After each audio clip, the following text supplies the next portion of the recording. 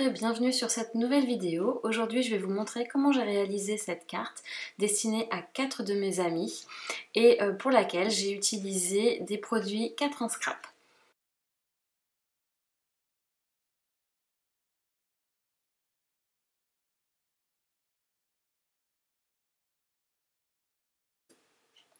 Je commence par tamponner sur une chute de papier aquarelle le tampon dont la référence est 250 Joyeux Noël.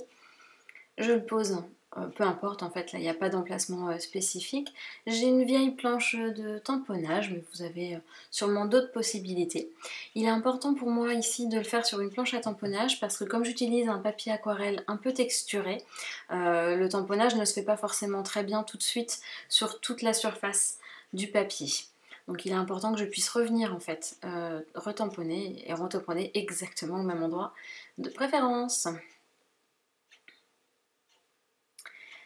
Je sèche bien au pistolet à l'air chaud mon tamponnage pour être sûre que l'encre est complètement séchée et je viens ensuite coloriser mon tamponnage. Alors je mets au départ le plus clair possible, c'est-à-dire je mets beaucoup d'eau en fait avec mes pigments dans mon aquarelle pour être sûre que ça fasse un bleu très clair et je viendrai dessus après faire quelque chose d'un peu plus foncé. Donc je colorise tous les pétales. C'est pas grave hein, si je ne colorise pas exactement sur toute la surface du tamponnage. Un petit peu de blanc sur les contours va augmenter justement le contraste. On colorie pas bien sur les traits comme diraient les enfants. Ensuite j'ajoute un peu de pigment pour que ce soit un petit peu plus foncé et une fois que c'est séché, ma première couche est séchée, je viens ajouter en fait cette deuxième couche un peu plus foncée et de la même manière que je n'avais pas tamponné, enfin que je n'avais pas colorisé partout sur mon tampon pour la première couche, je ne vais pas venir ajouter le bleu plus foncé partout où j'ai mis du bleu clair. Je vais jouer un petit peu sur les nuances. Je vais ajouter quelque chose de beaucoup plus foncé pour les cœurs des fleurs. Donc l'astuce de l'éponge, hein, c'est pour venir mettre le surplus de peinture.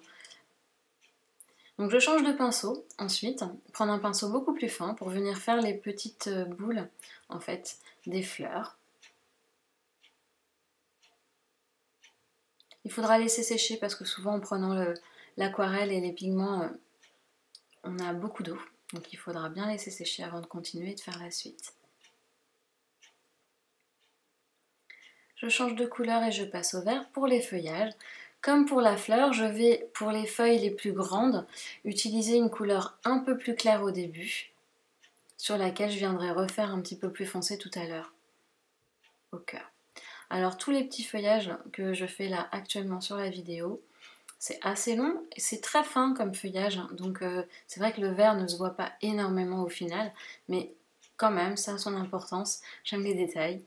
Donc je vais continuer et de faire bien tous les feuillages en vert. Et là c'est pas très grave si on dépasse puisqu'il y aura les découpes qui seront autour. Je viens refaire un petit peu plus foncé en fait dans les cœurs de la feuille. On va bien sécher et on va mettre de côté. Je vais utiliser la matrice qui va avec ce tamponnage, donc il suffit juste de bien la placer et bien la découper, la passer dans la Big Shot et ensuite on a un détourage tout fait. C'est net et c'est précis et c'est facile.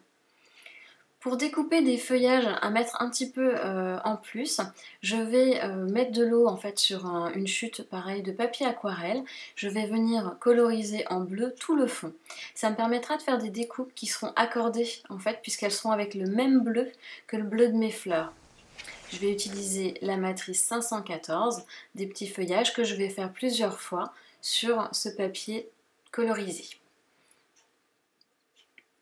Je vais découper maintenant la matrice Amitié, qui est la matrice numéro 515. Sur le dos, avant de la passer à la Big Shot, je vais mettre un double face, ce qui me permettra de coller facilement ensuite ma découpe. Donc je la sors et elle a déjà un double face au dos, tout découpé. Pour lui donner plus de contraste, je vais coller cette matrice sur un fond blanc et venir détourer autour pour vraiment avoir un contour blanc tout autour de ma matrice. C'est pas une étape obligatoire, mais c'est vrai que j'aime le contraste que ça apporte. Alors, je commence toujours par détourer grossièrement pour que ce soit plus simple après. Toute cette étape, je l'ai coupée à la vidéo parce qu'elle était quand même assez floue, voyez bien. Donc j'ai coupé, vous allez voir, et je vais passer directement à la fin. Le principe quand on fait du détourage comme ça, vous voyez, c'est le papier qui bouge et non pas les ciseaux. Vous allez voir, vous allez être beaucoup plus précise de cette façon. Donc j'apporte quelques petits détails, je suis désolée pour ce flou.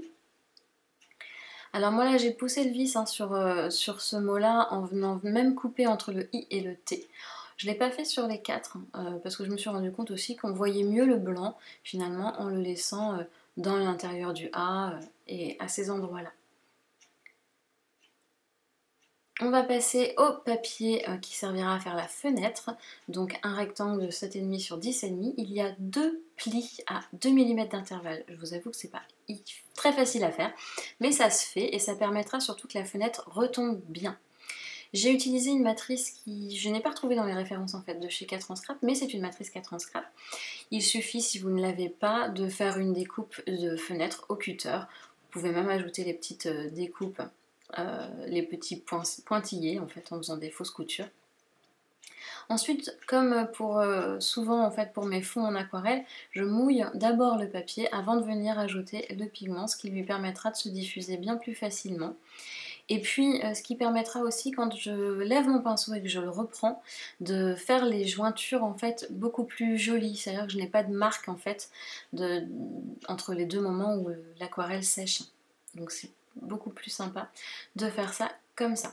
Je viens sur partout là où j'ai mouillé un petit peu, c'est pas grave si je redépasse un petit peu pour mieux adapter au cadre, et je peux venir foncer un petit peu à certains endroits ou partout. Voilà, là vraiment la couleur c'est en fonction de ce que vous voulez. L'avantage avec l'aquarelle c'est qu'on peut aller du plus clair au plus foncé. Il sera important de bien sécher tout ça avant de passer à l'étape d'après. Une fois sec, je vais ajouter mon trait de crayon que je fais partout mais qui n'est pas obligatoire. Ma fenêtre est prête. Je vais au dos avec un double face très fin de 3 mm venir sur tout le contour pour coller une fenêtre en papier aquarelle. Alors c'est pas du tout obligatoire, c'est pareil, ça peut rester complètement vide. Moi j'aime bien ajouter ce côté un petit peu qui cache un petit peu sans cacher vraiment. Le papier aquarelle est légèrement... le papier calque est légèrement plus grand que la fenêtre pour pouvoir bien se coller. On va coller le mot amitié sur le dessus. Il est important que le A ne dépasse pas le premier pli parce que sinon on aura du mal à ouvrir en fait la fenêtre quand elle sera sur la carte. Donc je viens bien coller en faisant attention au A, qu'il ne dépasse pas.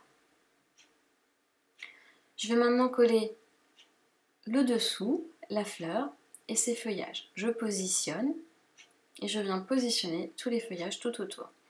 Il faut éviter quand même que ça dépasse trop pour ne pas qu'au final les feuillages dépassent vraiment beaucoup de la carte finale afin qu'elle rentre quand même dans l'enveloppe. C'est une enveloppe, souvent les enveloppes font 11 cm de large, il faut que les feuillages entre la droite et la gauche ne dépassent pas ces 11 cm, que ça puisse rentrer dans l'enveloppe. Une fois que c'est positionné comme je veux, je vais tout simplement et plus facilement qu'en faisant de la colle de chaque petite feuille, mettre du double face assez épais. Je m'arrange pour que ça prenne bien en charge en fait, que ça prenne bien sur tous les feuillages. Ça n'en laisse pas un au hasard. Je vais mettre de la colle seulement sur le haut, parce que vous voyez que le bas en fait n'est pas sur la fenêtre. Et je rajoute en fait de la colle. J'aurais pu ne pas en rajouter parce qu'il y avait du double face, mais j'ai préféré en rajouter. J'ai utilisé également un papier 4 en scrap de la collection hiver. Vous venez d'en voir les dimensions. J'ai crayonné comme à mon habitude, encore une fois, ce n'est pas obligatoire.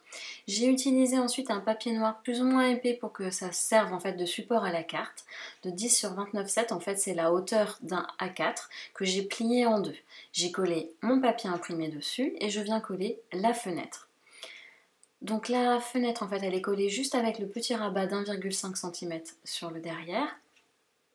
Je m'arrange pour la centrer à peu près, que ça arrive comme je trouve que c'est le plus joli.